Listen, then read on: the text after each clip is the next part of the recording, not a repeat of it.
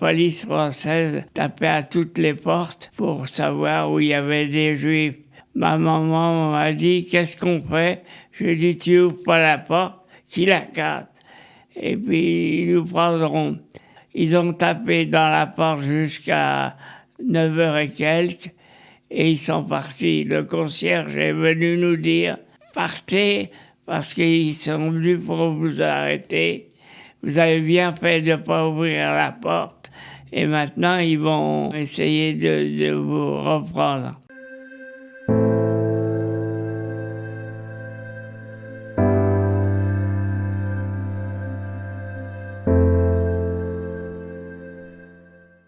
Alors voilà, on est un peu drôle de réunion de famille. On est veille de Yom HaShoah, on est Yom HaShoah et dans une année un petit peu compliquée avec le virus qui attaque toute la planète. Et quand on parle d'une guerre mondiale et maintenant d'un virus mondial, j'aimerais que tu nous racontes ton histoire de petit garçon. Ce témoignage qu'on va faire, il s'adresse d'abord peut-être à un enfant de 11 ans, 12 ans, 13 ans, 14 ans, comme toi, tu l'as vécu. Alors, si tu veux, je vais juste rappeler que tu es né le 22 octobre 1930 à Paris. Tu es l'aîné de 3 enfants. Tes parents sont originaires de Roumanie. Vous vivez dans le 18e. La guerre éclate. Ton père et ta patrie, ils quittent la maison. Ils laissent ta maman avec les enfants. Tu peux nous parler, s'il te plaît, de l'été 42 ? Alors, l'été 42, il y avait des rafles énormes à Paris. Il y avait d'abord le 16 juillet où on a arrêté la plupart des Juifs. Et nous, on est venu nous arrêter. J'habitais rue Eugène Sue, dans un quartier où il y avait beaucoup de Juifs. Et par un coup de chance, la police française tapait à toutes les portes pour savoir où il y avait des Juifs. Et ma maman m'a dit « Qu'est-ce qu'on fait ?» Je lui ai dit « Tu ouvres pas la porte, qui la casse. » Et puis ils nous prendront. Et ils ont tapé dans la porte jusqu'à 9 heures et quelques et ils sont partis. Le concierge est venu nous dire « Partez parce qu'ils sont venus pour vous arrêter. Vous avez bien fait de ne pas ouvrir la porte et maintenant ils vont essayer de vous reprendre. » Alors on a pris un cabas avec 2-3 vêtements et on est parti. Je suis à la gare à Jaurès, il y avait des autocars qui allaient dans toutes les directions.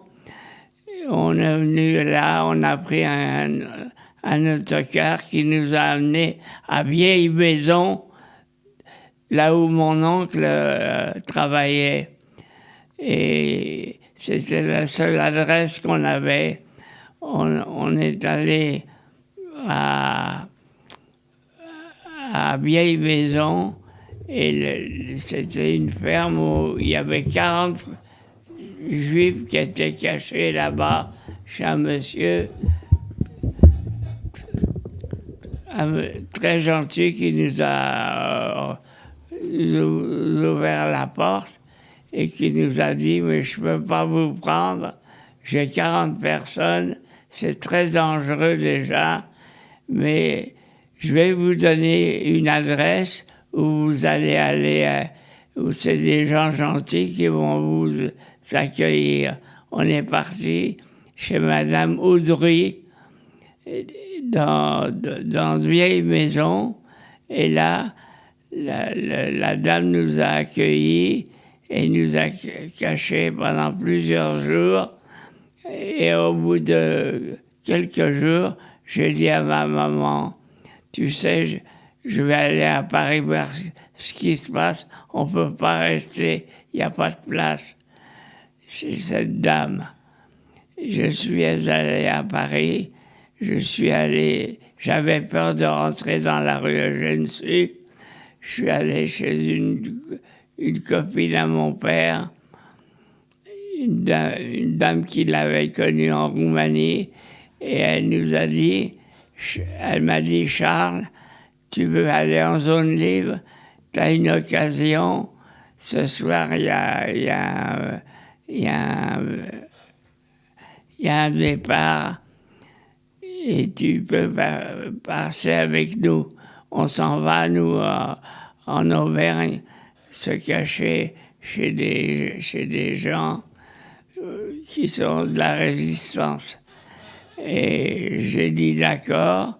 Je suis allé à voir le monsieur qui faisait le passage. Je l'ai payé et il m'a dit « Tu viens ce soir à 11h à la gare d'Austerlitz et je t'arrangerai le départ. » Je suis parti tout seul et j'ai pas pu prévenir ma mère. Je suis parti et on m'a mis dans un wagon où il y a de l'eau qui fait la vapeur derrière la locomotive. Et là, on a été trempé jusque la poitrine. Et il avait arrangé avec des planches. C'est là où on fait la vapeur pour la locomotive. Et je suis venu, il m'a fait monter et descendre dans ce wagon. Et Paris-Vichy, direct. Alors là, attends, tu as 11 ans et demi. Tu as déjà sauvé ta famille une première fois en disant à ta mère, on n'ouvre pas la porte. Oui. Et là, tu décides de trouver une solution pour sauver ta famille, passer en zone libre. Donc toi, tu te retrouves à Vichy. Et puis de Vichy, je prends des petits trains à vapeur. Et il y a même une dame qui me donne un œuf, qui voit que j'ai pas mangé depuis. Et je jette l'œuf parce que ma mère m'avait dit, si on te donne à manger, fais attention, c'est empoisonné. Et j'arrive à Vichy.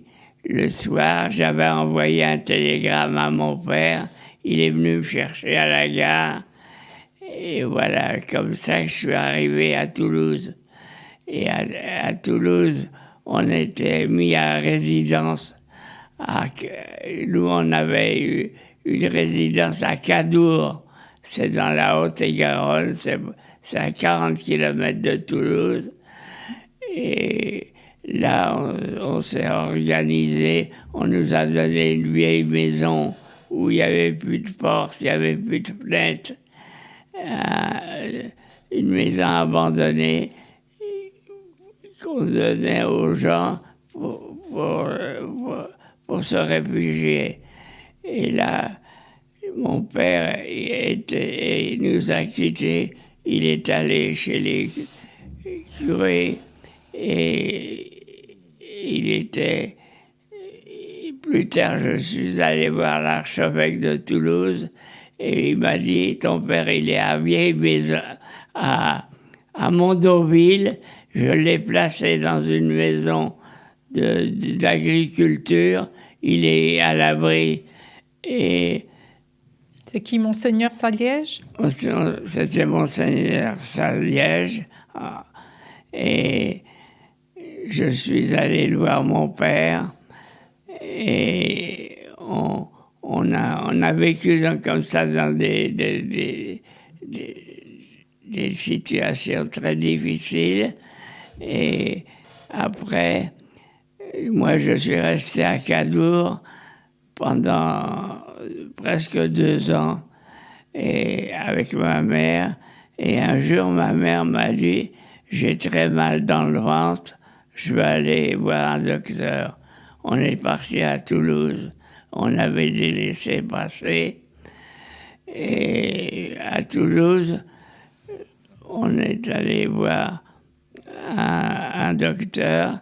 Ma mère a fait louper le rendez-vous parce qu'il a dit à ma mère « Déshabillez-vous » et ma mère lui a dit non. et voilà. Et après, on est allé au comité juif. À l'UGIF. À l'UGIF. Et la Gestapo, les Français avaient envahi le comité juif et de l'air à la porte, c'était la Gestapo. On a été arrêtés, moi et ma mère. On a été transférés à la caserne Caffarelli. Et de là, je faisais du nettoyage parce que c'était... Alors attends, papa, juste, je t'arrête là. Là, on est le 22 mai 44. Quand vous avez été arrêtés, toi et Mémé, vous avez été arrêtés et internés dans la caserne à Toulouse. Mais en fait, comment ta maman et tes sœurs, elles t'ont rejoint? Non, mais elle ne m'a pas rejoint. On sait que... Vous êtes tous partis dans le même train? Non, moi et ma mère, on a été arrêtés et moi j'ai fait du nettoyage. On repart dans le camp. Dans la caserne parce que c'était une caserne qui était un peu abandonnée par les troupes françaises et il y avait des toiles d'araignée, c'était très sale. Et quand j'ai ramassé tout ce qu'il y avait de périssable, un petit garçon qui était un peu plus grand que moi m'a proposé d'aller vider les ordures sur le trottoir. En ne sachant pas que c'était périlleux, je l'ai fait. Et quand on est arrivé sur le trottoir, on a vu qu'on est sorti de la caserne. Alors, il est parti à droite et moi, je suis parti à gauche. On ne s'est jamais revus. Je sais qu'il s'appelait Goldberg. Et moi, je suis retourné à Cadour et j'ai expliqué à mon père qu'on a été arrêtés et c'est pour ça qu'on n'est pas rentré à la maison quand on est allé à Toulouse pour les soins de maman. Et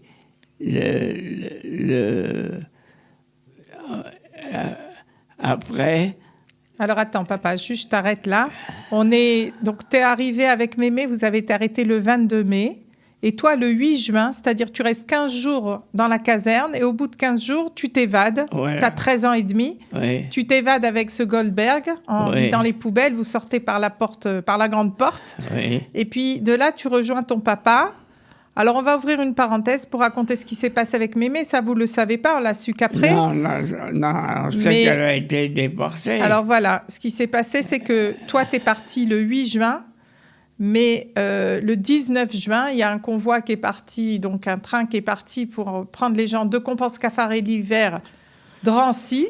Et à Drancy, elle va y passer 10 jours, et puis elle va être déportée dans le convoi 76, qui va directement à Auschwitz.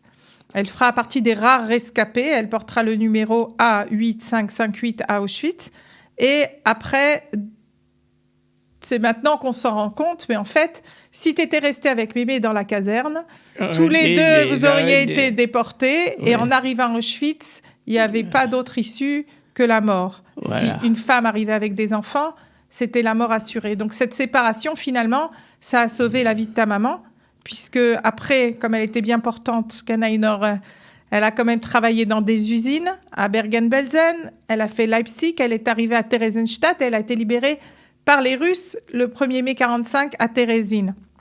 Après, elle est revenue sur Paris et toi, tu n'étais déjà plus en France, on va en parler tout de suite, et elle se retrouve à l'hôtel Lutetia pour finalement retourner à l'adresse que vous aviez quittée de la rue Eugène Sue avant-guerre. Donc maintenant, toi, tu as quitté ta maman, tu retrouves ton papa, et qu'est-ce qui se passe? Et au bout de 2 ou 3 jours, il y a une dame qui vient et qui me dit « Je sais ce qui t'est arrivé, mais si tu veux, on va te prendre en charge. Je suis de la résistance. Je m'appelle Madame Donquiche. » Et je lui dis « Mais elle me montre sa carte et elle me dit « On va t'amener en RS. » Mais je lui dis, mais c'est où Néret? Je dis, je ne sais pas où c'est. Faut que je demande à mon papa. Alors je demande à mon papa, il ne sait pas non plus où c'est. On connaissait le nom de Palestine, mais on ne connaissait pas le nom d'Eret. Alors, elle me dit, t'inquiète pas, tu seras à l'abri là-bas. Et elle me dit même pas où on va. Je me présente le lendemain et elle me dit, ben voilà, je vais t'amener à Toulouse chez une dame. Tu vas rester là-bas quelques jours et après on t'amène en Erez. Toujours, je ne sais pas où c'est. Alors, elle est venue me chercher. On a pris le train, on est allé à Toulouse. À Toulouse, elle m'a placé chez une dame et il y avait 8 ou 10 garçons, et des garçons et filles qui attendaient chez cette dame.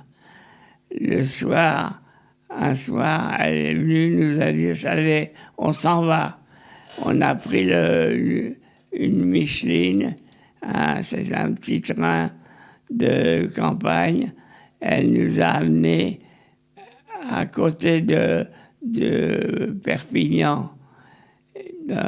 Et là, on a couché dans la paille et on a attendu 8 de jours le temps qu'Harry s'organise le départ. Et après, on est parti à pied jusqu'à Barcelone. Jusqu'à Lérida. Jusqu'à traverser les montagnes, arriver en Espagne. Alors attends, papa, si tu veux, parce que comme on parle d'isolement, tu veux nous raconter comment ça se passait chez cette dame? Vous étiez enfermés toute la journée, vous ne sortiez pas? Oui, non, mais ça, c'est un détail, parce que... C'est un petit peu la situation que certaines personnes vivent en ce moment, d'être enfermées. On était dans une auberge. Le patron avait cédé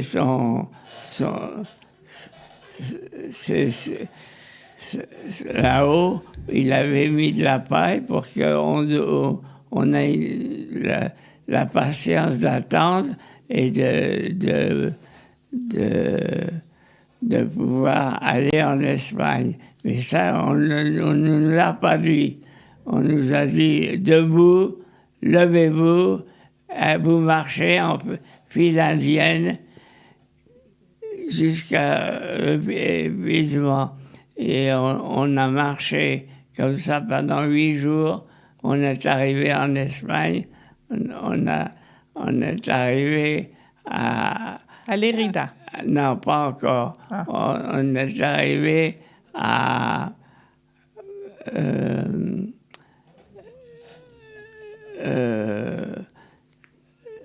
ça s'appelle... C'est la frontière avec la France, mais évidemment, il y a des distances. On a marché jusqu'à...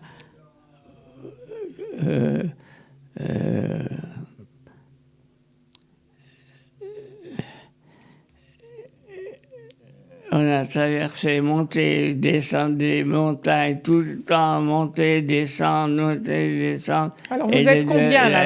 On dormait en pleine montagne, sans couverture, sans rien. Qu'est-ce que vous avez mangé? Et on a mangé tout ce qu'on trouvait au bout de quelques jours, on avait emporté à manger. Mais après, c'était épuisé. Alors, on mangeait des escargots, on mangeait des trucs vivants. Des sauterelles.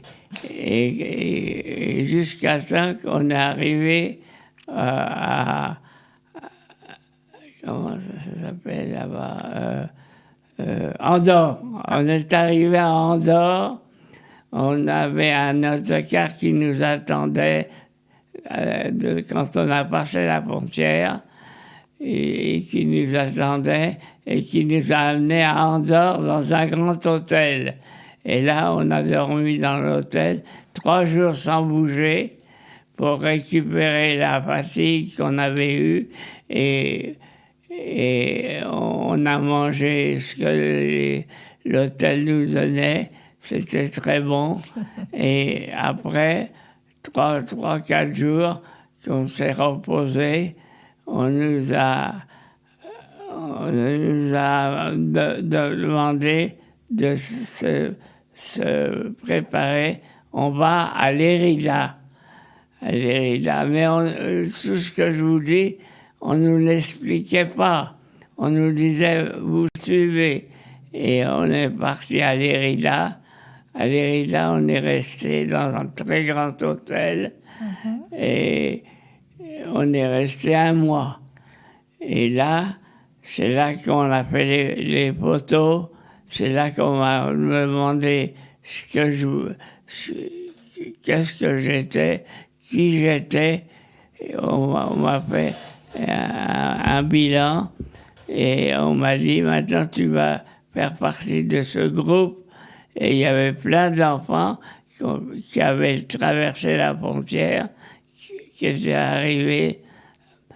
Et de l'Érida, on est parti à Barcelone. Alors là, on était en maison d'enfants. Il y avait une centaine d'enfants qui attendaient aussi, qui étaient là depuis des mois. Et on est resté peut-être 6 mois, 7 mois à Barcelone. On était très bien traités. C'est la joint qui nous a pris en charge. Elle nous a habillés parce qu'on était nus. On n'avait pas de vêtements, on n'avait pas de chaussures. Elle nous a habillés, elle nous a chaussés. Et tous les jours, on allait se promener sur le port à Barcelone. Je suis resté quelques mois à Barcelone, très bien. Et là, après, je suis parti pour Cadix. On m'a pas dit où, j'ai la photo. Je suis parti pour Cadix. Cadix, on était dans le plus bel hôtel qui existe. On était très bien soignés. On commençait à nous donner des cours. Et on était très très bien. On est resté quelques mois. Et un jour est arrivé un bateau. Il nous a dit, on va vous amener en Palestine. Alors attends, papa. On va juste pour un petit peu reprendre les dates. Tu es arrivé donc en août 1944 en Espagne et tu vas prendre le bateau. Le bateau, il va quitter, il va quitter donc Cadix, c'est le bateau le Guinée. Et toi, tu t'es retrouvé essentiellement avec des enfants. On voit ton nom sur les listes apparaître avec des enfants. En fait, il y avait des enfants originaires de partout. Oui. Oui, parce que les parents étaient arrêtés, les enfants étaient à l'école, et il y a eu beaucoup d'enfants qui sont restés sans parents. Et heureusement que la joint a été généreuse, elle les a pris en charge, et comme ça, on était beaucoup d'enfants qui étaient réfugiés par la joint. Donc vous arrivez, on vous fait monter sur un bateau. Tu savais que partir en Erette, ça voulait dire monter sur un bateau ? Non. Ok. Non, T'as 13 ans et savais demi, rien. t'as jamais pris un bateau, toi qui es Non, parisien. non. Ok, alors tu suis tout le monde. Oui. Et je me retrouve sur un bateau euh, très mal commode. Et on, on commence à s'organiser. Il y a à manger, déjà une chose. Et les marins sont tous espagnols. Ok. Et parce que le bateau était arrivé à, Lisbonne, non, avant. À Cadix. à- non, oui, mais il venait du Portugal, Voilà. voilà, de Lisbonne. Et là, on est resté, je ne sais plus combien de temps. La traversée du bateau était très difficile parce que à ce moment-là, la Grèce et les Allemands se battaient à mort avec les Allemands et la résistance.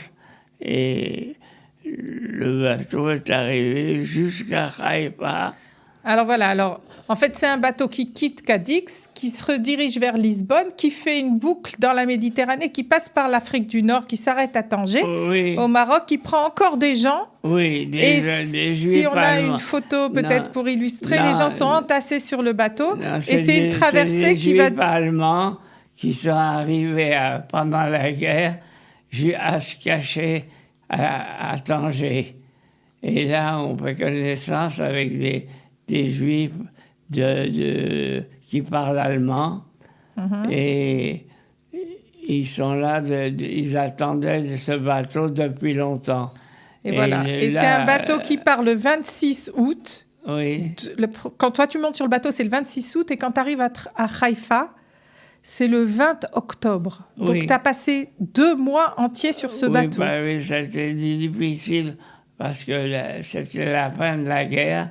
Ils se battaient à mort, les Boches avec la résistance. Et le bateau a apparu plusieurs fois, a été bombardé. Et on arrive à Haïfa. On est envahi par les Anglais qui occupent la Palestine. Et le temps de faire les papiers pour leur autorisation de venir en Palestine, ça dure. Et après, on nous envoie à Atlid, en Israël. Après, c'est encore la Palestine. Et là, on nous questionne, d'où tu viens, qu'est-ce que peut-être tes parents, et tout ça. Et on sait pas. Mais on arrive à finir de se libérer. Au bout de 3 semaines, je crois, on est resté à Atlid. Et on nous a, d'après l'enquête qu'ils ont fait sur nous, ils disent dans telle personne ira à tel endroit, telle personne ira à tel endroit. Et on nous divise en une dizaine peut-être même davantage, de places pour aller dans des kibboutz, pour aller... Et moi, je suis désigné pour aller à Kfar HaRoeh, un village religieux qui se trouve à 50 km d'Atlid. Et là, on est très, très bien accueillis.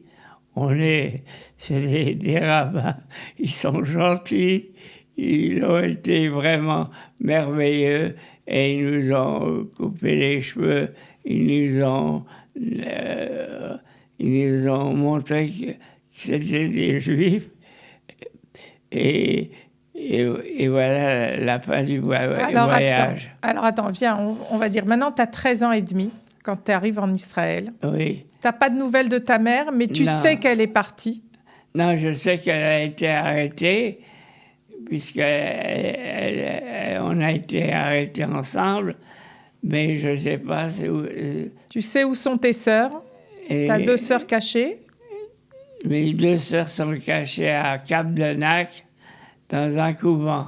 Voilà. Et mais ton où père? Les gens sont très gentils, et il y a une quarantaine de filles, surtout des filles, qui sont mises à l'abri de la déportation. Et ton père, tu as des nouvelles? Et mon tu sais père, ce qu'il non, est... il est resté tout seul à Cadour, et je sais pas ce qu'il a fait. Il est resté là, et c'est la libération de la France. Il retourne là-bas à Paris pour voir si on peut récupérer notre logement et de voir des papiers s'il peut faire du commerce. Alors toi, tu sais pas tout ça, mais quand tu es à Kfar Aroé, tu es entouré de plein d'orphelins, des enfants qui sont sortis de Rhodes, des camps de Tchécoslovaquie, de partout. Et toi, tu as espoir de revoir ta famille? Tu crois aussi que tu es abandonné, que tu es orphelin? Non, j'étais en sécurité. Je savais que j'étais chez des Juifs, mais je connaissais rien du tout du judaïsme. Et quand on m'a questionné est-ce que tu veux être religieux, j'ai dit je sais pas, je connais rien. Je sais que je suis juif parce que mes parents étaient juifs, mais plus je ne sais pas. Et après, j'ai reçu un télégramme de la jeune que ma mère a été libérée d'Auschwitz. Et j'étais content. Et après quelques mois, mon père a fait des procès. On nous a rendu notre logement. Et donc, quand tu as appris que ta mère était sortie, toi, c'est en 1945, tu es en Israël, et tu vas rester ici encore quelques années, tu vas te battre pour l'indépendance de l'État. Non, d'abord, il y a une chose que j'ai beaucoup aimée, c'est tous les copains qui étaient avec moi. Ils n'avaient plus de parents, ils avaient tous perdu leurs parents. Moi, je savais que j'avais mes parents. Et aussi, une chose qui me plaisait, c'est que je savais que malheureusement, ils sont orphelins, et moi, j'ai ma famille. Alors, j'étais tellement bien à Kfar que j'ai accepté de rester. J'ai appris le judaïsme, j'ai appris beaucoup de choses, et je suis allé à l'école. J'étais très content du service que nous a donné Israël en arrivant sur sa terre. Et j'ai participé, heureusement, à la libération d'Israël par les Anglais. J'ai eu la chance de participer à des événements qu'il y avait beaucoup en Israël, et l'indépendance d'Israël, et j'étais devenu un vrai juif. Et je suis resté là, j'ai fait l'armée 2 ans, j'ai fait beaucoup de choses que j'ai fait par patriotisme, et à la fin, j'ai été libéré de l'armée, j'ai touché 32 livres anglaises parce qu'il n'y avait pas encore la monnaie, et je suis rentré en France voir mes parents, retrouver mes 2 sœurs, et ma mère qui avait son numéro gravé sur son bras. Voilà. Et elle t'a déchiré tes papiers pour plus que tu partes. Oui, elle a brûlé. J'avais une valise, puis une valise où je mettais les diplômes. Quand on terminait l'année, on avait les résultats. Et j'avais ma carte d'identité israélienne. Et tout ça, ma mère m'a tout brûlé parce qu'elle ne voulait pas que je retourne en Israël. Elle disait, maintenant, tu ne me quittes plus, tu restes à côté de moi. Voilà. Alors, papa, on va conclure. Il y a des gens donc, qui t'écoutent. Il y a peut-être des enfants de 11 ans, 13 ans. Voilà. C'est quoi ton message, toi?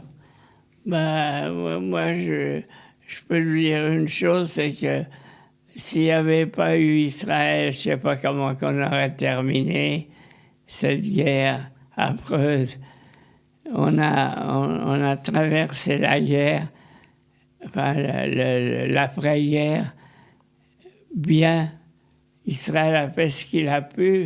C'était difficile. Ici, dans Israël, il y avait 450 000 habitants. C'était un petit pays de rien du tout. Et avec tant de choses, tant de problèmes, et Israël a arrivé petit à petit, difficile à résoudre les problèmes de chacun. Je voudrais rajouter quelque chose. Quand il y a une guerre comme ça, qu'il y a des gens qui ne sont pas prévenus, qui sont pas... On est pris chaque jour avec d'autres problèmes et il faut les résoudre. Eh bien, moi, je regrette. J'ai eu de la chance de passer plusieurs fois dans le filet des Boches et ils ne m'ont pas eu. Et pour ça, je dois remercier Dieu et le judaïsme, parce que c'est par là quand même que mes problèmes se sont résolus par là.